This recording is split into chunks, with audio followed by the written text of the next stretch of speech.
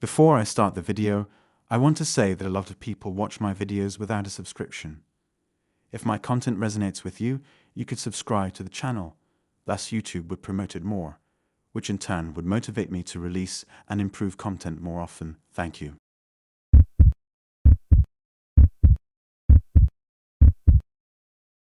I had always known that working at a pizza chain could be dangerous, but I never thought I'd find myself in the middle of a murder investigation. It was a typical day at work when a girl went missing in our area under suspicious circumstances. The news spread like wildfire, and we were all on edge. The police and investigators swarmed our small town, trying to find any clues they could to solve the case. I couldn't help but feel uneasy as I delivered pizzas to various parts of town, wondering if the killer was lurking nearby. A few weeks later, they announced an arrest. The guy they had in custody was the one responsible for the girl's disappearance, and they had enough evidence to put him away for a long time.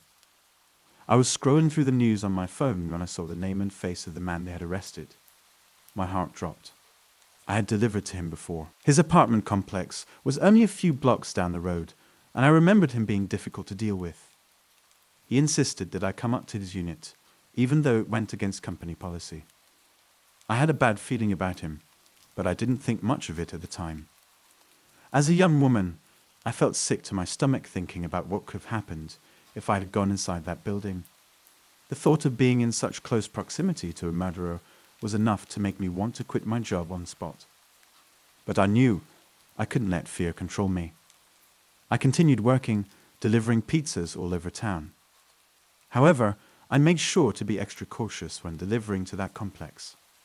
I'd always insisted that the customers meet me at the main door, even if they complained. One night, I was delivering to the complex when I saw a shadowy figure lurking in the shadows. My heart raced as I tried to make out who it was. Was it the murderer? My mind was racing with all sorts of terrifying thoughts. I approached the figure, and to my relief, it turned out to be a drunken college student stumbling home from a party. But the incident shook me to my core. I couldn't shake the feeling of being watched, of being followed. In the end, the murderer was brought to justice, and life in our small town returned to normal. But for me, the memory of delivering to him still haunts me to this day. It's a reminder of just how dangerous my job can be, and how important it is to always trust my instincts.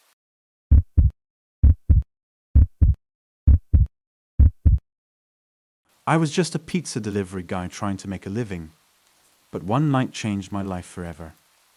It was 20 years ago, on a football night, and I had made a lot in tips. I was about to end my shift when I got a call for one last delivery. I drove to the address and knocked on the door. A group of about 12 people answered, and they claimed that I was late. I couldn't remember how long it had been since they ordered, but I knew it wasn't late enough to warrant a free pizza. The group insisted and had a threatening posture, so I gave in and let them have the pizza. As I was leaving, they stopped me and demanded that I give them all the money I had. I tried to reason with them, but they didn't listen. Someone held a knife up to me, and I felt my heart pounding in my chest. The next thing I remember was waking up in my car. I didn't know how I got there, but I was unharmed. They easily caught the group, and they were charged with multiple crimes. I moved across the country a few months later, hoping to leave that night behind. However, I couldn't forget what had happened to me. The trial for the guy with the knife was coming up, and I decided to come back to town to attend it. I wanted to face my fears and put that night behind me once and for all.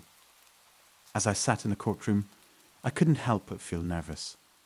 The guy who held the knife up to me looked remorseful, and I could tell that he had turned his life around. I checked his Facebook account, and he seemed to be doing well. I was surprised to see that he had a family and a steady job. The trial ended, and the guy was sentenced to a couple of years in jail.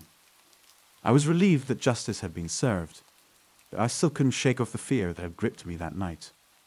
I had lost my trust in people and felt like a part of me had died. It took me 2 years to get my money back, but by that time, I had moved on with my life. I had found a new job, made new friends, and started a family. However, I still had nightmares about that night, and I couldn't shake off the feeling of vulnerability. Years went by, and I tried my best to forget about what had happened. But one night, while I was driving home from work, I saw a group of people on the side of the road. They looked like the same people who had robbed me all those years ago. My heart started racing, and I felt a cold sweat on my forehead. I tried to drive away, but my car stalled. The group started approaching me, and I knew that I was in trouble. Suddenly, I woke up, and I realized that it had all been a nightmare. I looked around and saw that I was safe in my bed. I felt relieved that it had all been a bad dream, but I knew that the memories of that night would haunt me forever.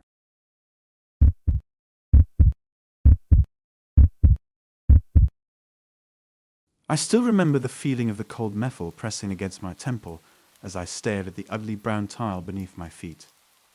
It was the night that changed my life forever, and even after 20 years, the memory of it still sends shivers down my spine. I was working as a driver for Domino's, and our store was closing for the night. I had just finished taking out half of the daily trash to the dumpster, and when I returned to the store to grab the rest, I left the side door ajar.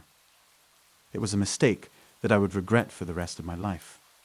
As I walked back into the store, I saw a man with a gun standing in front of me. He looked dangerous and seemed to be out of his mind on some kind of drug.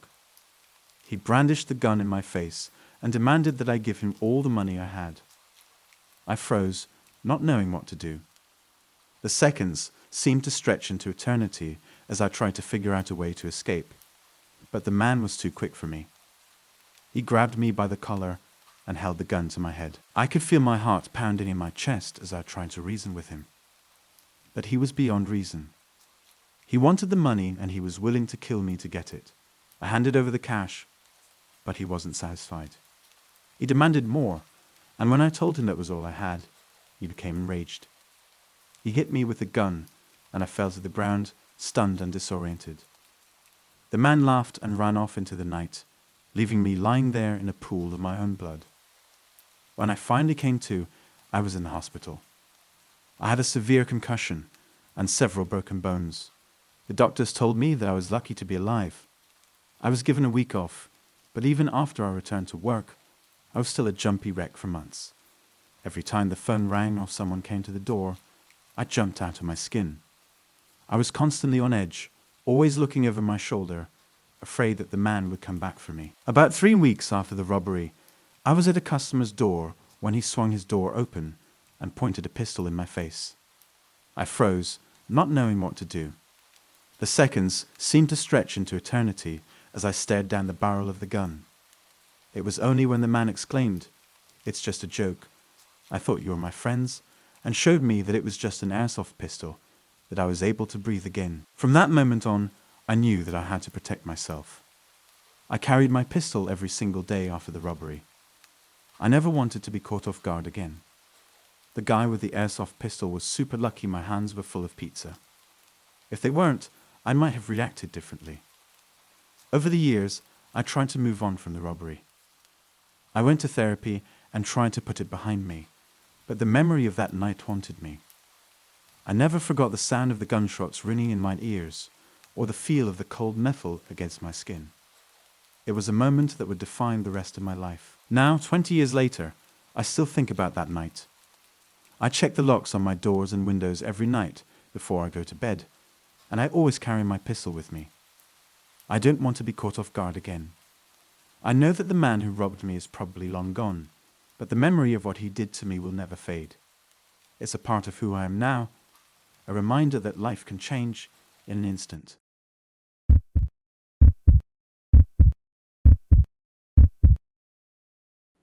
I had been working as a pizza delivery man for several years and had heard about the potential dangers of the job, but I had never experienced anything out of the ordinary myself.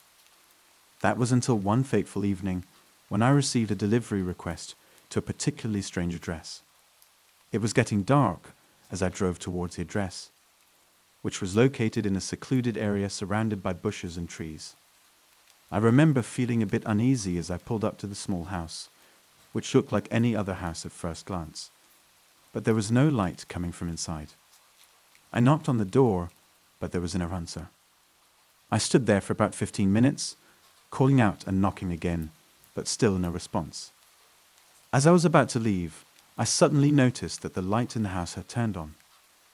I hesitated for a moment, but then I figured that the person who had ordered the pizza must have finally come to the door.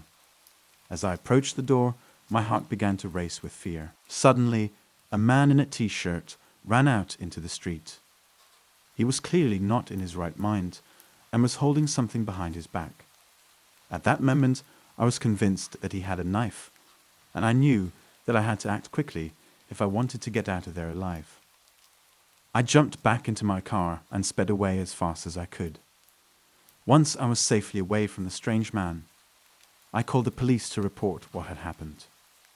I told them about the man in the t-shirt who had come out of the dark house, and they promised to investigate the situation. Days passed, and I was beginning to feel more and more uneasy about the whole ordeal. I kept thinking about what would have happened if I had opened the door and come face to face with a strange man. I shuddered to think about it. Finally, the police called me back with some news. They had investigated the address and discovered that the man who had come out of the house was under the influence of drugs. Apparently, he had been so out of it that he didn't even realize what he was doing. Even though I was relieved to hear that the man wasn't dangerous, I still couldn't shake the feeling of dread that I had felt on that dark and eerie night. I knew that I had been lucky to escape with my life, and I vowed to never take any risks like that again. Looking back on that experience, I realized that it was a wake-up call for me. I now take my safety seriously and always make sure to be aware of my surroundings, especially when delivering pizza to strange and unknown addresses.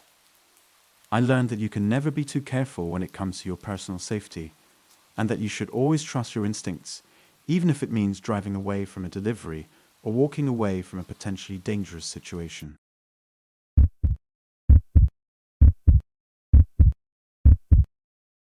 I was working at a small pizza joint on the outskirts of town. It wasn't the best neighborhood, but it was all we could afford. It was a typical day at work. We were about to close up and head home for the night. That's when they walked in. Two men, looking like they'd just got out of prison, with guns in their hands. I froze in place, unsure of what to do. My coworker, James, tried to run away. They shot him several times. Blood stained the floor as he lay there lifeless. There were 4 of us working that night, and 7 of them. They demanded money, and we knew we had to act fast. I remembered the emergency button under the counter that would alert the police. I pressed it, hoping that help would come soon. But then I remembered the shotgun we kept in the back room for situations like this. I told them the money was in the safe and suggested that I go get it. The robbers didn't seem to mind, so I quickly made my way to the back. As soon as I reached the back room, I grabbed the shotgun and loaded it. I knew I had to act fast, so I shot a couple of times in their direction and hid behind a stack of boxes. The sound of the shotgun echoed through the small restaurant, and I could hear them screaming in terror. I waited there, hoping the police would arrive soon. A few more shots were fired in our direction, but they missed us. The robbers eventually fled, and the police arrived shortly after. Unfortunately, it was too late for James. He didn't make it. The rest of us were given a few weeks off to recover from the trauma. After that night, we knew we couldn't take any chances. We started keeping an armor jacket and a couple of pistols in the back room, just in case. We knew we couldn't trust anyone, and that we had to be ready for anything. Months went by without any incident, and we started to feel a bit more relaxed. After that night, we knew we had to leave the restaurant. We couldn't stay there any longer, not with whatever that thing was lurking around. We packed up our things and left, never looking back. Now, years later, I still have nightmares about that night.